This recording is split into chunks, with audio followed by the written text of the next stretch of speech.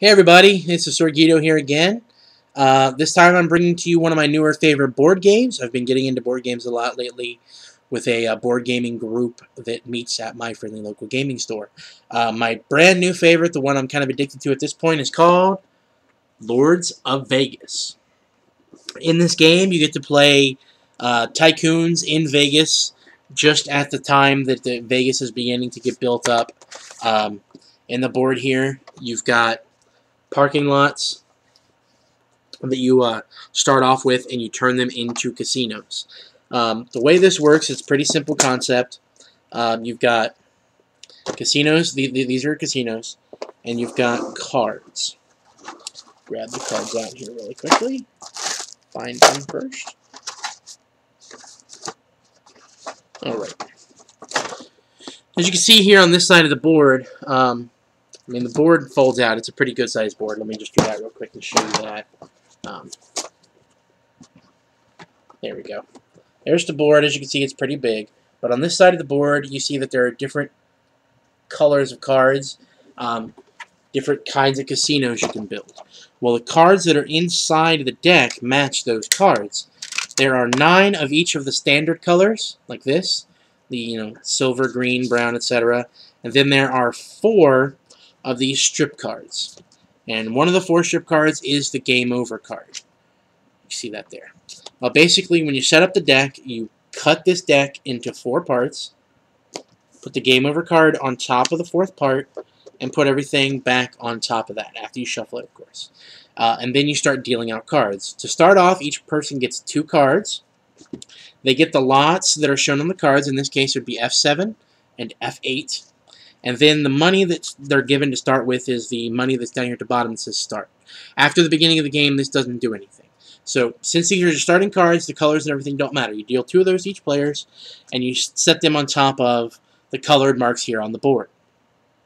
The reason you do that is because, as I said, there's 9 of each color and 4 of the strips. That's going to come into play eventually. Because what you do is, once it's your turn, you take the money that you're given, and it's basically your standard game money, kind of like Monopoly money. Here it is here. The money is also very interesting, actually. If you look at there, you've got Frank Sinatra, you've got Elvis, and you've got... Sorry, Frank Sinatra is on the 5 million, actually. Dean Martin is on the 1 million, and Elvis is on the 10. So you got this money, you use this money to do a few things. And everything that you can do is actually detailed on this card. Each player gets a little card. And you can do any of these things on your turn that you want. But the primary thing you're going to do every turn is actually going to be building casinos. So the lots you get at the beginning of the game, you take these clear chips and put that on your casino. Well, as you might have seen when I held up the board here, the lots have dollar amounts listed. So this one here is $15. And if you notice, the die right there is 5. There's the number of it on top of there, so that corresponds to the cards you have. Well, what you do on your turn, if you're going to take a lot that you have a chip on, say I was going to build here on B1, this is where my chip is at, I take that off, cost me 15 million, I put 15 million into the bank out of my money, and then I take one of my corresponding colored dies, and I move it to the 5, which is what's on there, place that on the board, and then I'd say I have to choose a colored tile that's going to be my casino. What strategy works here is with the cards laid out here on the board showing you how many cards have come up. As it works into the game and you see, there are 8 purple cards already taken, gone. There's only 1 left, so it wouldn't make sense to build a purple casino. But oh, look at that, there's only 1 gold card that's come out so far. There are still 8 of those in there. So I'm going to build a gold casino. The way I do that is I put that card right around my die, like that, on the board. Just like that. Easy enough. That's my casino. So what that does is every time a gold card comes up out of the deck, one of these cards, the gold color, like this, right here, then not only does the person get that lot, whoever's turn it is, but I would get money equal to the number of pips on the die that I have in gold casinos. That's how you make your money. You always get paid out for any lots that you haven't built on. Those are 1 million apiece. But this one right here, this gold casino, would cost me 5 because it's got a 5 on there. And then after you get the money, you pay out victory points. And that's what's around the border of the board here that you might have saw just a moment ago. Right here. This is your victory point track. You only score points if you're the boss of the casino. And the way that works is, say there's a gold casino here, and that I own that one. That's a 5. And then there was a gold casino right next to it. Well, that makes it a 2-block casino. It's not just one casino because they're adjacent to each other.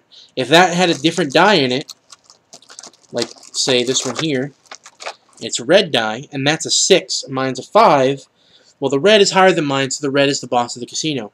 The boss of the casino gets a number of victory points equal to the number of blocks that are in that casino. This is a 2-block casino, so therefore they get 2 victory points. As you go around the board, I'm going to show you just here in a moment. Down here at the bottom, these are just single. And then on the other side, when you get to the corner, you start having to go in 2 victory point increments. So once you reach this point, a single block casino isn't going to do any good for you in terms of victory points. You're going to have at least a 2-block casino to earn victory points enough to come up here, because those casinos count individually. They don't count together. You don't just add up all your victory points across the board and you earn that many victory points. You count up each casino individually. So say I had a 2-block casino down here, and then a 1-block casino up here, and then another one up here. Well, these two are 1 each, so I wouldn't go anywhere on the board down here, over here. I wouldn't go up at all, because I have to get 2 to move there. So only this one down here, that's 2 points, would make me move forward. So you understand that concept. It's pretty simple to grasp.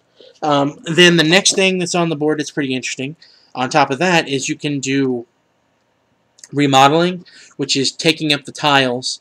And you can only do that if you're the boss of the casino. You take up the tiles, say if they're all gold, and gold is out there and you want to change it to silver because there's no silver out there yet. You pick those up and you change them over to silver. You can only do that if there are enough tiles left to do that casino. You have to replace all of them. You can't just do one. You have to do the entire casino.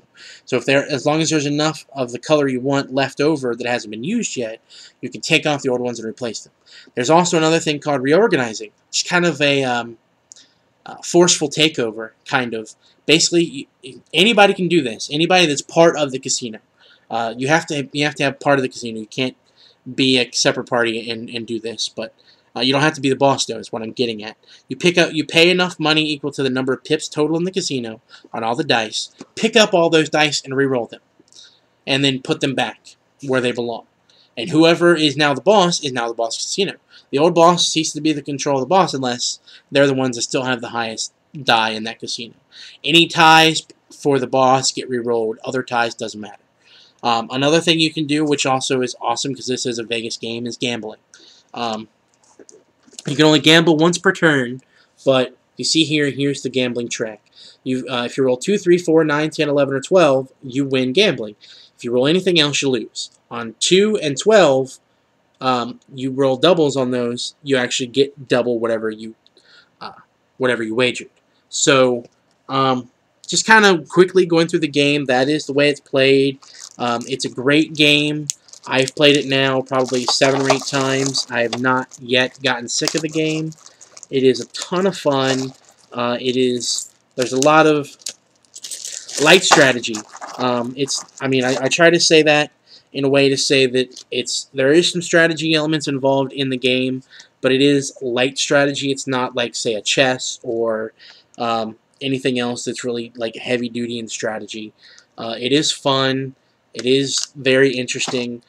There is some chance elements, which makes it a little bit more kind of an edge of your seat sort of game than playing something that's totally strategy based. You kind of have to work with the strategy, and you also have to work with the chance element. Another good thing is I like the idea of the gambling, because you're not stuck with just whatever you've earned before your turn comes around. You can get more by throwing a little bit of luck to the wind, kind of a thing. But yeah, it's a great game. Check it out. It's tons of fun. That is Lords of Vegas.